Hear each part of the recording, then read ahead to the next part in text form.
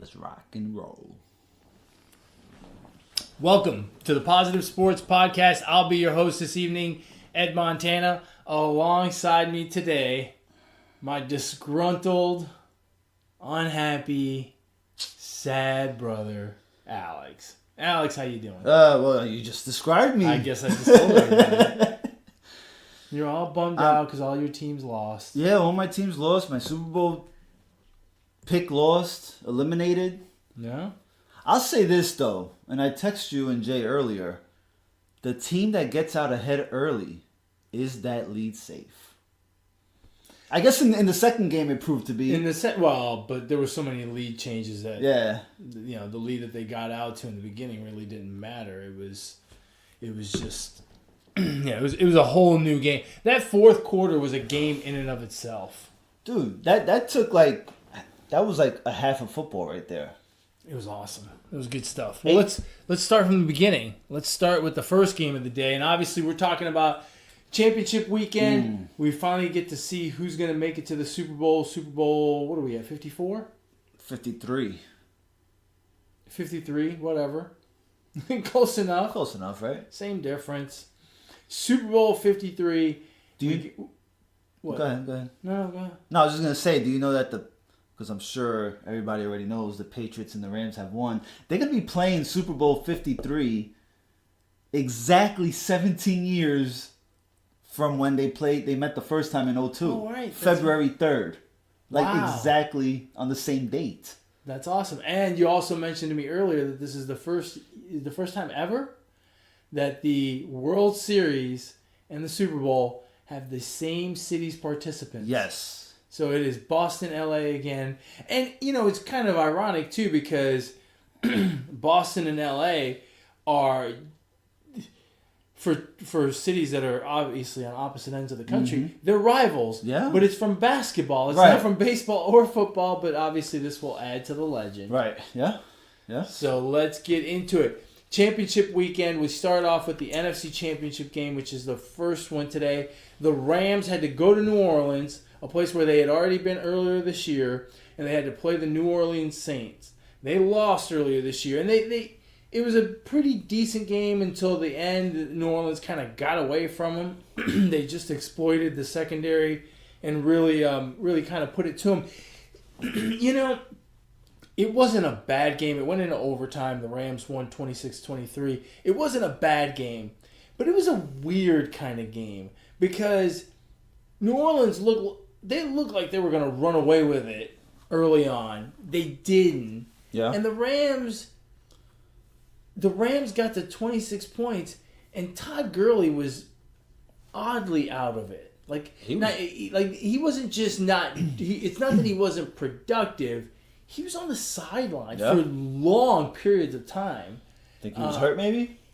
I don't know. I seen him on the bicycle on the bike. Yeah, once. I did see him on the bike. But but the thing is, he didn't look disappointed or mad or injured. He didn't look anything. He was just like, whatever, not my day, I guess. CJ, hope you can do the job. Yeah. I mean, the weird thing for me was Drew Brees. I think he just didn't look like himself. He had a very, he was off as being the most accurate quarterback ever, I think. He was pretty off. He had some accuracy issues. Yes, definitely. He had some Nick Foles issues.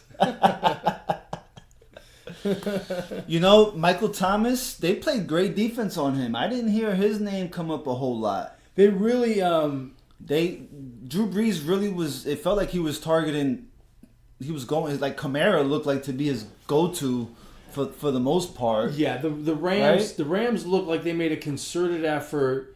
They got burned by Michael Thomas big time when they played earlier this year. They look like they made a concerted effort today to. We're gonna get burned somewhere. It's not gonna be by Michael Thomas. And yeah, I agree with you. Drew Brees threw some passes. He underthrew some passes. He did not look sharp today. And unfortunately, it has to be said. The other topic of conversation is the refereeing. And wow, really the glaring calls at the end of the game. I complained to no one in particular, but in my head, I complained on some calls really throughout the game, and specifically around pass interference. It seemed like they were really letting a lot of stuff go, and I think in one instance it kind of cost the Saints, because at the end of the game they get well into field goal range. They're trying to kind of run clock and still do something. The game's tied at 20, and they've got a play where it's very obvious pass interference. It would have given them first and goal at I want to say inside the 10. Yeah, I mean it definitely would have been first down, and they were within scoring range. They already were within scoring range, but this puts them where it's like a gimme, and now they can milk the rest of that clock. Instead, it ends up being called an incomplete pass. They kick the field goal, give the ball back to the Rams with a minute 45, I think it was, left in the game. And the Rams went down the field and got a field goal, tied it up, and then won it in overtime. Yeah, I mean, that was the most obvious pass interference ever. But, the refs missed calls both ways, I think. I mean, yes, that one stands out the most, obviously, especially being, so late in the game. But, I mean, the refs were bad both ways. I mean, from pass interference calls to face masks. Yeah. So, I mean, they played pretty poor, and I found it odd that right after the game, not too far after the game, Sean Payton comes out and says that he already talked to the league and they said they blew the call. I found that kind of odd that the NFL would admit such a thing. I don't understand why the NFL even bothers to admit that they blew a call. Look, they're human beings. There's going to be calls missed on both sides. We can tell they miss calls. Yeah, I mean, with all the angles and replays and stuff, I mean, obviously we can see it. But I just don't see what does that do for the NFL? Like, what's the point of that?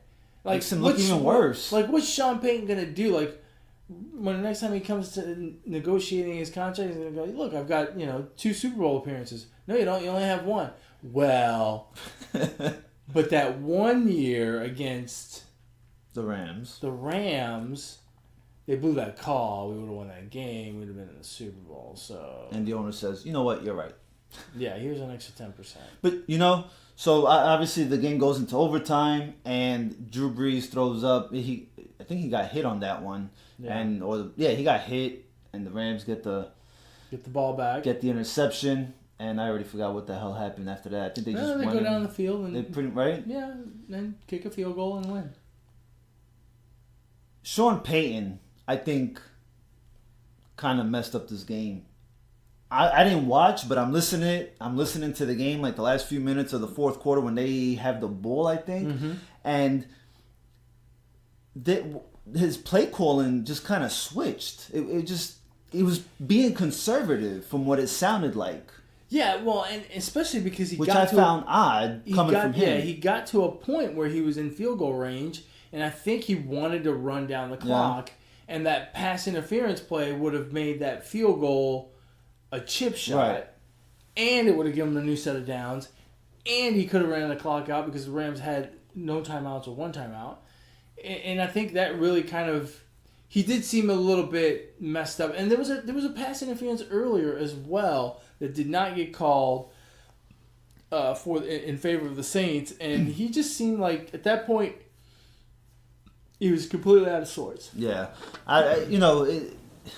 it's like, haven't you learned from Pete Carroll? You know what I mean? Like, I just found it odd that he switched up his play call. Maybe he was so into that non-PI call that he forgot about what he really needed to do. I mean, right? In overtime, he was still talking about the PI call. And it's unfortunate because they've had an exceptional season. Is there a fan base that is in more pain right now than the New Orleans fans? Remember last year they lost to Minnesota on that freaky play at the end of the game. Right. Where all they had to do was tackle him inbounds and they win the game. Instead, the guy misses the tackle and he scores a touchdown. They go from getting tied to losing. Yeah, and now this year. I gotta feel for them. They might as well eat gumbo and go straight to sleep. It's not going to be a happy 2 weeks for them. No, not at all. Certainly not Super Bowl Sunday. They're not going to enjoy Super Bowl You know who Sunday. is happy are the Atlanta Falcons, because the Saints will not be playing in Atlanta in the Super Bowl with a chance to win. The Falcons will be happy about Yes. that. You think the Falcons give a shit? I'm sure. I'm sure they do. Yeah, I'm sure they do.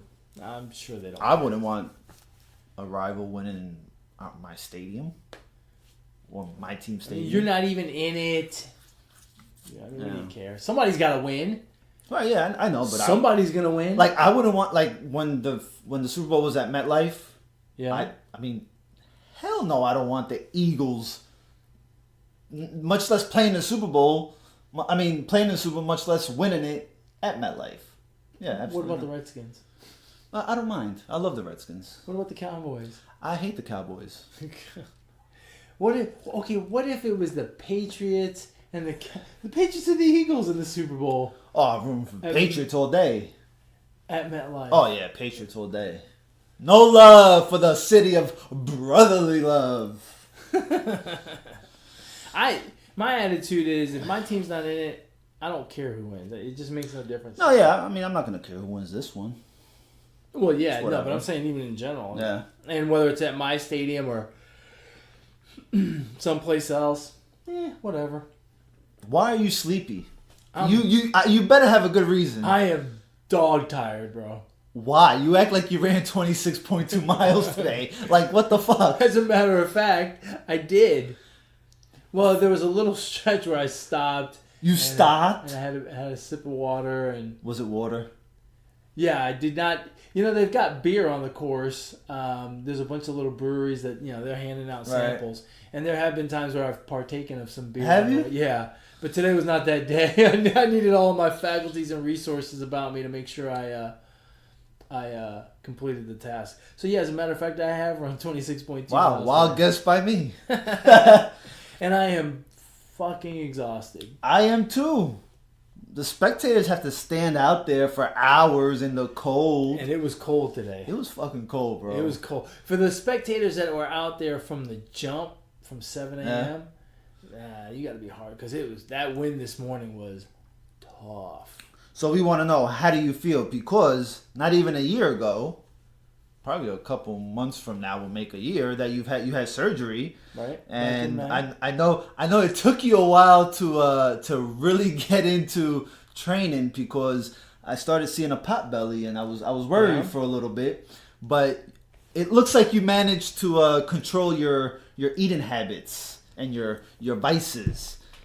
Yeah. So just to kind of bring everybody up to speed. Today was the Houston Marathon. Right. And that's what I ran this morning. I had knee surgery back in May of last year, and it was the kind of surgery that had me on crutches for 5 weeks or 5.5 weeks or whatever it was. And yeah, I mean, I put on weight because I was miserable because I couldn't run and I was gimping around everywhere. So the last thing I was going to do was watch what I eat. I'm like, fuck that, I'm going to eat good. And it went on for months. And then when I got off the crutches, I was well into the habit of eating good and just kept eating good. And then the holidays came around. And so I kept eating good. And really the hardest thing for me has been, I've struggled to gain the strength back in my right leg. Right. It was my right knee that had surgery. And I've struggled to get the strength back. And so my training has not been great. And to be honest, my training going into this race today was not very good, and my plans right now are actually to not run another marathon this year and just focus on strength training, because I don't want to develop imbalance issues where, I mean, I already feel like my left leg does far more work than my right leg, and I don't want to develop issues on my left side, be it with my knee or my hip or whatever. So I'm gonna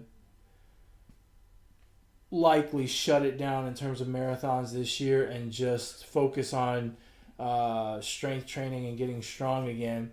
But that being said, I have struggled to get healthy, so to speak, to get strong, And I had no idea what was in store for me today. I had run 2 half marathons. I ran one in October, and I ran one on January 1st. And none of those results were spectacular, so I was certainly very concerned that I was going to have a rough day today. But I ended up having a pretty good day. It was really cold, which I like running in the cold. I think that's a positive for me. But it's just one of those things where, you just kind of... My saying sometimes is, not today, motherfucker. Yeah. It's just not... Today's not that day. Today's not the day that I'm gonna quit. Today's not the day that I'm gonna slow down. Today I'm gonna fight through, and I'm gonna concentrate, and I'm gonna really give it all I've got. And it just worked out well for me today. I put in I really put in a monster effort for where my level of fitness is. And quite frankly, I had a good week all week leading into the marathon. I tend to cut weight the week of the marathon, so I ate really well, and took all the little steps that I normally take the week of the marathon, and it went well. And then today, it's just one of those things when you just get in the groove, and you just say it's gonna happen today. I'm gonna push myself to a place that I know I've been to before, and I'm gonna push my body and push my mind into places that it can go, and I'm just gonna rock on. I'm just gonna rock. Well, good. I'm glad you got to finish, and you did it under 4 hours. Yep. So not by a lot. No, but I mean, like it's got to be tough not training the way you normally do. I don't want to make it seem like you were slow, because I thought, I was looking at your pace on the phone on my phone, and it looked like you were doing a pretty good pace, being that you didn't train well. You had surgery less than a year ago, and I'm sure that your wife and maybe others, mom and dad maybe, were probably against you doing this race, maybe, or you maybe somewhere in your mind you had doubts at some point. Yeah. Should I not? And what you did was you ignored the negativity, you were the positivity, and you kind of just said, you went for it. You went for it on 4th down. You know what I mean? And you don't run to win the race, but you completed the race. Yeah. So I think, thanks. That means a lot. And it's funny because, sometimes the negativity that you hear, it's even some of the most casual comments. Yeah. I made the comment to one of my friends, a very dear friend of mine. Just kind of, we were joking around talking about stuff, and I was like, yeah, I've put on weight. And his comment was, yeah, you look fat. He ran with me on January 1st, and that was his comment. Right. And it was a joke, and I laughed too. Right. Like it didn't bother me. It didn't hurt my feelings. I mean, it's true, right? Not that I'm fat, but heavier than I'm heavier than I've been, for most of my life. And he's known me for he and I have been friends for 8 or 9 years now. So yeah, this is the heaviest he's ever seen me. So yeah, to him, I look fat, right? And at the time of the joke, it was a joke, no big deal. But, sometimes when you have those moments by yourself, when you're out training and you're struggling, you're like, maybe I am fat. Yeah. I'm in trouble. Right. So yeah, and, I didn't get a whole lot of negativity about don't do it. I did get a lot of precautionary tales, like my, especially mom and dad. They're very worried about me re-injuring the knee, and they periodically ask me, "How's your knee doing?" Yeah. Well, I'm fine, and the knee is attached to my legs. It's there. It's okay. It's just not that big a deal. Right. So yeah, it's tough, but again,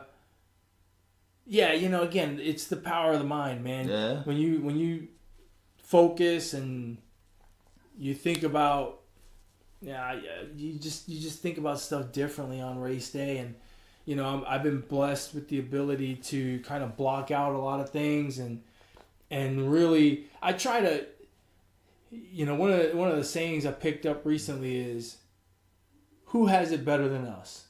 Nobody. Mm-hmm. Who has it better than me? Nobody. And obviously that's not true. Other people have other people have things in their lives that are better than my life, right? They've got more money, they've got more people that love them, they've got more YouTube followers, they've got more, they're faster at races, whatever. But it's that feeling of you have to be grateful for what you have, And I mean, I was running today and I had headphones in, but I wasn't playing anything. I just didn't turn them on. It was too cold to take my gloves off later on to turn it on. But I had a hat over them, so they were snug in my ears, and I was real comfortable, so I didn't mess with it.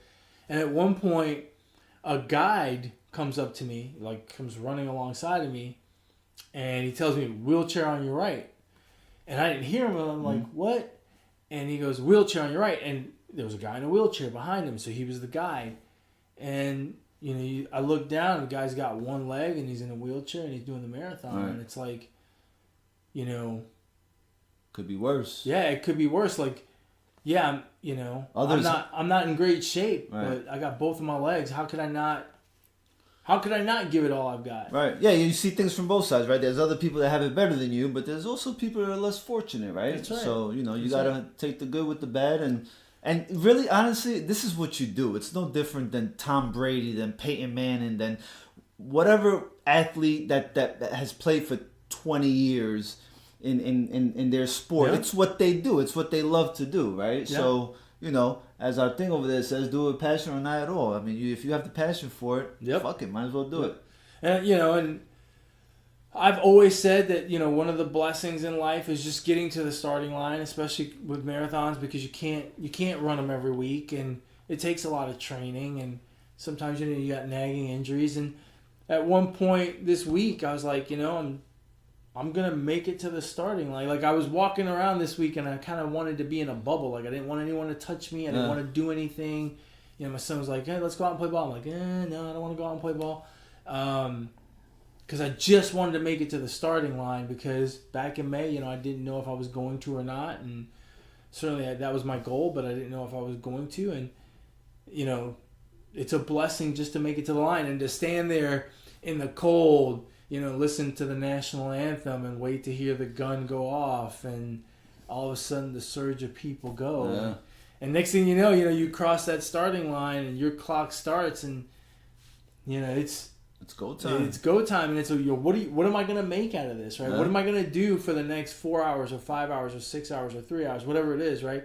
What am I gonna make out of this? And I just told myself, look, it's a challenge, right? Right. To go out and run when you're not in the best shape, and I decided I would push it, and I would see what I could do, and I was blessed to be able to just focus and keep putting one foot in front of the other. Congrats to you, because I probably, even if I put my mind to it and trained, I don't think I could do it. So props to you for completing your 1,000,000,000th 324,300,000 marathon. No, not that many.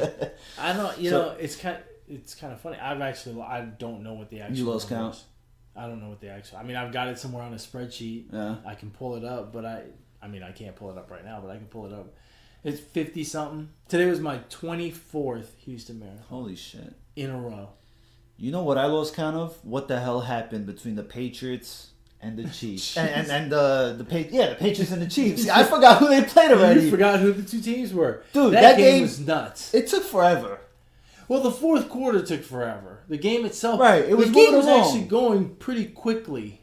It was 3 up, 3 down, right? Right. That first quarter, and both teams were running the ball. It was moving. But then that fourth quarter came, and it just... From the 8-minute mark, where we had the most controversial, non-controversy, really, because Edelman didn't even touch the ball. Right. Thumbgate. Thumbgate, yes. That's a good one. Thumbgate. Thumbgate happened, and from there, it took almost an hour. To finish the fourth quarter, we did the math. It took about an hour. Yeah, it took an hour. What a great game, though. Oh, that was... they scored... I think they scored all the points in the fourth quarter. It seemed that way. I mean, it was the final score was what, 37-31? Right. Yeah, that's right. 37-31.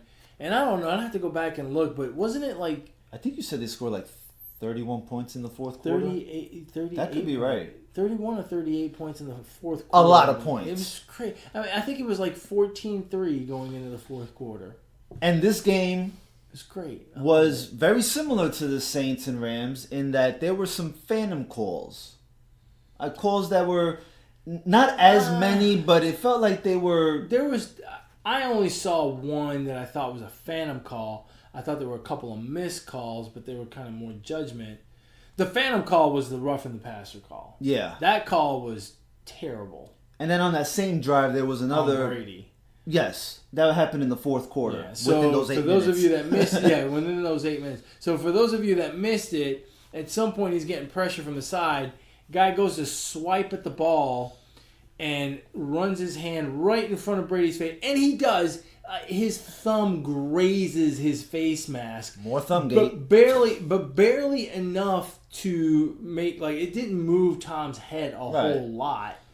And they called roughing the passer. And look, if he'd have hit him on the head, he'd have knocked him silly, right? Yeah, because he was swinging hard. But the fact of the matter is he didn't, and and it turned out to be a big play in the game. It was an incomplete pass, but instead, Patriots got a first down, got that drive going. And on that same drive, there was another.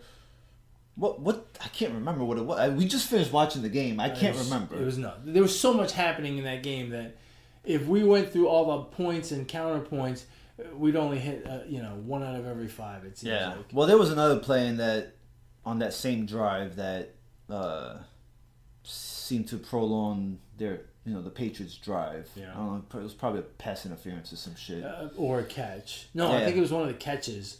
The catch by catches. Hogan. Oh, that's right. It looked like it hit the ground. Right, and they're like, no, it didn't. And I'm like, really? Because that really looked like it hit the ground. What did you say? We need what? A grass cam? Yeah, exactly. After that game... You need grass cam.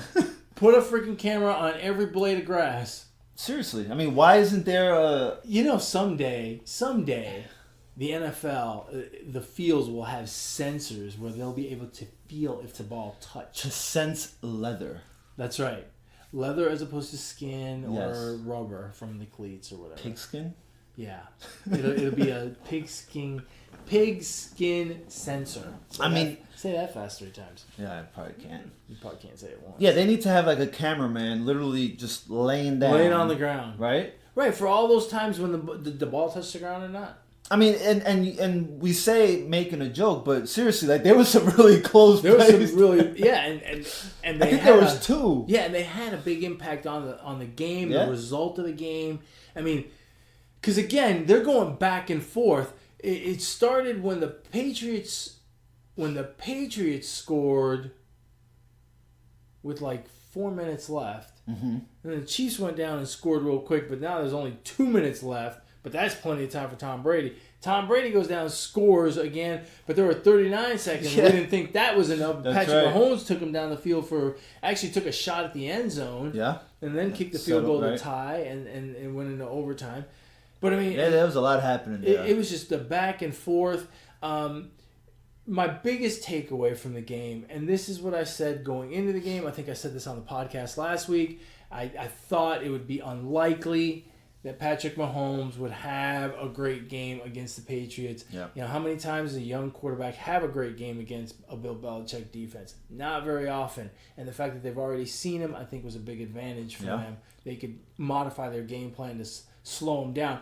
And I don't know if it was the Patriots or if he was having an off day, but he had accuracy issues. He did. Much more so than Drew Brees. I think he barely threw 50%. Well, because they were missed touchdowns. He had 2 that I can remember that were sure points. There was one, I don't know if you recall this, but Travis Kelce is on the 10 with his arms up in the air celebrating the touchdown because he sees that guy going down the sideline by himself. He's not even looking, but he knows that Patrick Mahomes is going to throw it, and Patrick Mahomes overthrows it. Yeah. Or that wheel route to Tyreek Hill. I think that's the one I'm talking about. Is that it? I think that's the one in the first half? In the first half. Okay. Yeah, the wheel route. Yeah. Well, I mean you're right because the Patriots got to Mahomes. I think they sacked him like 4 or 5 times early, but then they kind of gave up on that. Yeah, but he still has some pressure on him, you know. It seemed They like got close. It seemed like they brought a lot more blitzing in the first half than they did in Yeah. the second half. Not quite sure why they changed that scheme because it was working in the first half, and then in the second half they didn't bring it, and he really carved up the defense a little bit more certainly more than he did in the first half. I tell you what, man, if you're Kansas City, I know it hurts to lose this game, especially going into overtime with the Patriots. But you got to feel good about next year. That's a young team with a lot of talent. They got, who's the running back, number 26? Damian Williams. He scored 3 touchdowns in the fourth quarter. Yeah. He had a hell of a game for them last week. He looked like a beast, for a team that lost Kareem who? Hunt. Yeah, Kareem who? Lost Kareem Hunt. Yeah.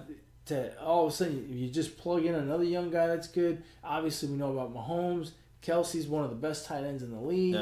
Yeah. Tyreek Hill. I mean, they've got a lot of weapons. I think the future is bright for them. Yeah. I think they just need to work on their defense a little bit. Maybe their corners. Yeah. But yeah, I mean, they have the future's bright for them, But it's just something about when you play Tom Brady and Bill Belichick that they're going to be one up on you, or maybe head and shoulders above you. I mean, isn't it something that those guys continue to do the damn thing? Yeah. I mean, 13 AFC Championship games. This will be their 9th trip to the Super Bowl. That's crazy. Those are insane numbers. Third straight Super Bowl. Yeah, and their 3rd straight Super Bowl. Wow. It's incredible what those two have done.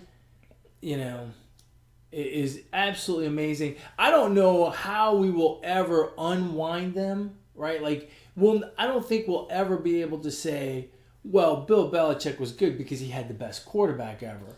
And, we won't be able to say the other way, right? Like, Tom Brady's great because he's got the best coach ever. Yeah.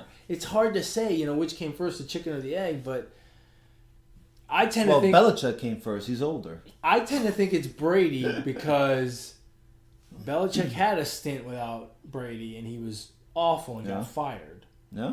Quickly. Yeah, I mean, I don't know. It's hard to say. They're both, I don't know. Legends. Living legends. They really are. Living legends. Boston is so lucky to have them. Yeah. I mean, it's crazy. We heard this during the broadcast, right?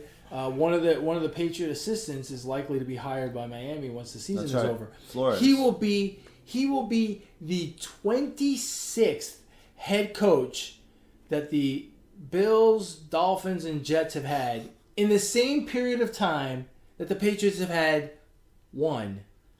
A man by the name of Bill Belichick. I mean, that's nuts. Insane. That's crazy.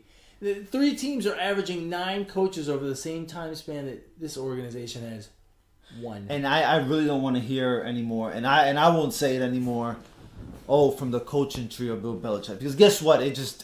It doesn't equate to what Bill Belichick has done. Yeah, you know what I mean. Really, some of those guys are terrible as head coaches. Mike Patricia this year, I thought was terrible. His first year, I thought he was going to get fired. He probably should. Josh McDaniel in Denver, terrible. Yeah. He made the smart decision to not accept that Titans job a couple of years ago. Indianapolis, that's right. I'm sorry. The Colts, and came back. He said, "You know what? I can't beat Belichick." He was ready to go to Indianapolis, and then I think he got the call from Belichick. Try to do it in Bill Belichick voice. Yeah, Josh, you're not good. Hey, Josh, do you really think you can beat me? You're not a good coach, but you do a lot of things well, but yeah, I mean, I'm jealous at what we're impressed with what you do with us here, but at the end of the day, you're just not a very good coach. So, why don't you come back and be my offensive coordinator? Sold. Yeah, he came back, and Josh McDaniel went, "Oh yeah, I do suck as a coach." You're right, Dad. Yeah. Now I'm coming home. So I mean, that was they really treated us to 2 good games. Yeah. Right? Both AFC, NFC championship games, they were really good. But who the hell wins this Super Bowl? I have no idea. But look, we got the young versus the old. But we can't preview the Super Bowl yet.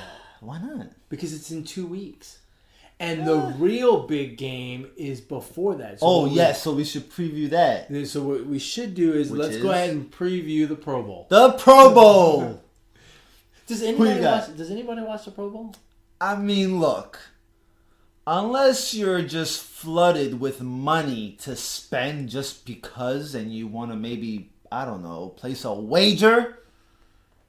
Seriously, that's really the only reason. People actually bet on the Pro Bowl? I mean, it's there. How much of a degenerate do you have to be? There's no way in hell I bet on the Pro Bowl, an All-Star game, nothing. That's just insane. Yeah. You just bet the over. I know that much. Whatever the number is, it's going over. Yes, it's going over. That's crazy. Yeah, it's, it's terrible.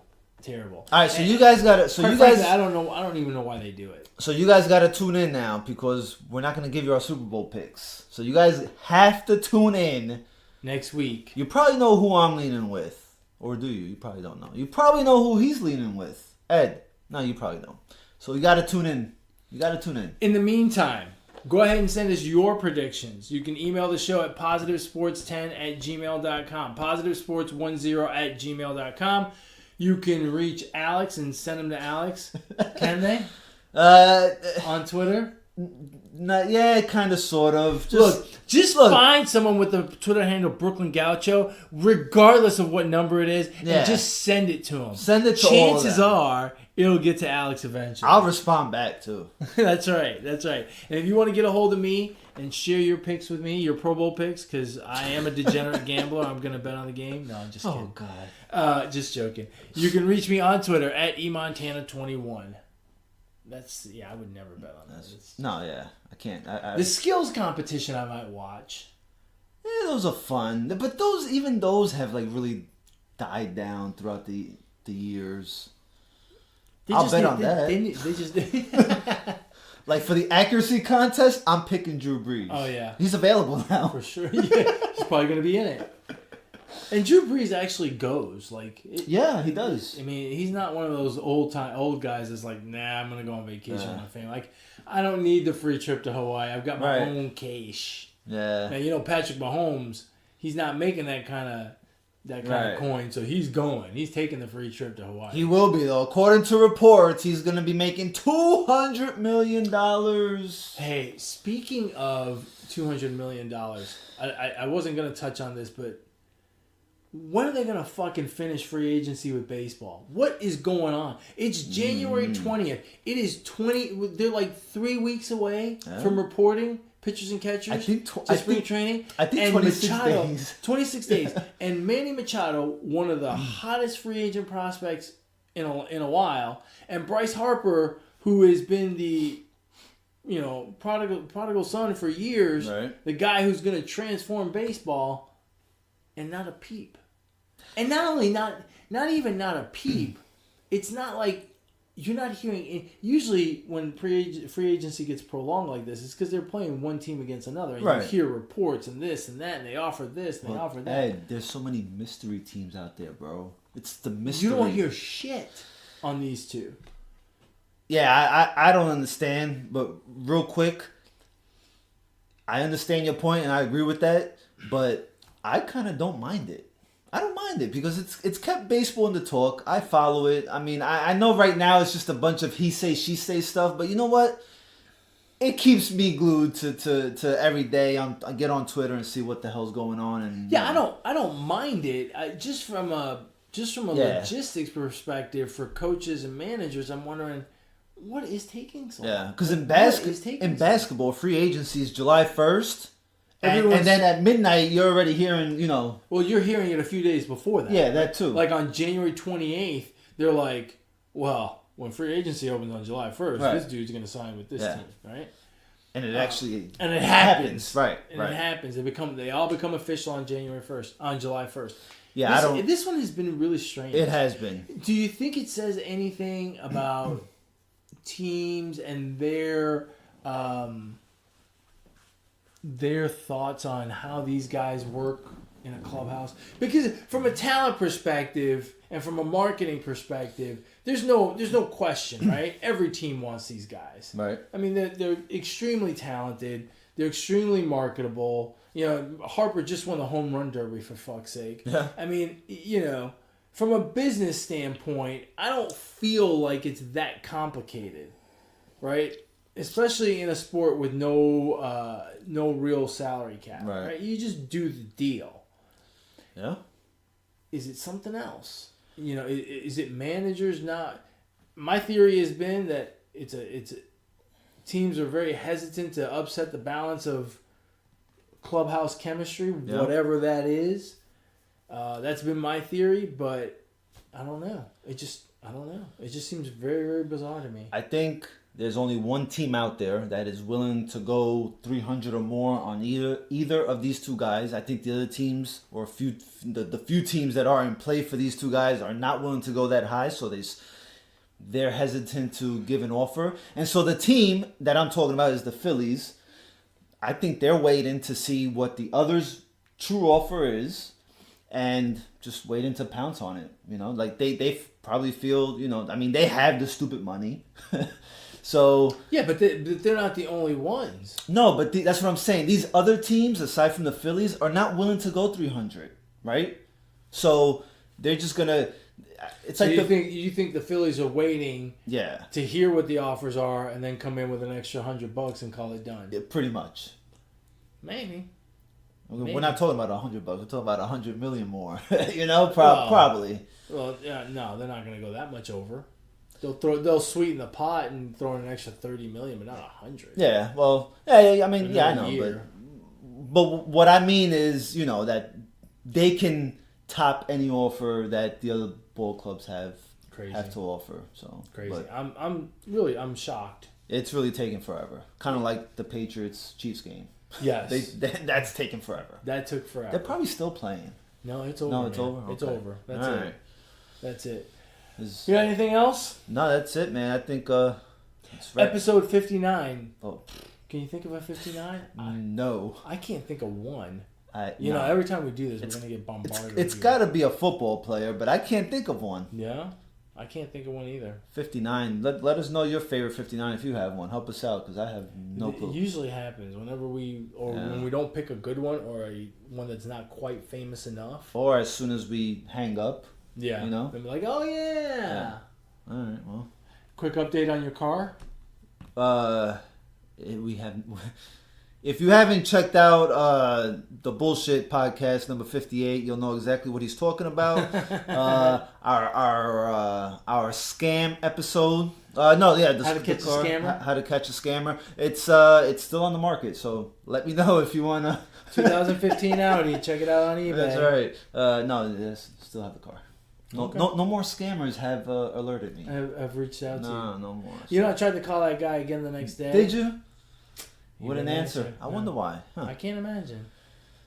Huh. He's probably still waiting for those Amazon gift cards. Yeah. Keep waiting, guy. Jeez. If you have not encountered scammers when you're trying to sell something or whatever, listen to that episode. It's hilarious. It's pretty good. It's crazy. It's crazy is what it is. Yeah, really? Hilarious is not quite the right word. It's I agree. Crazy.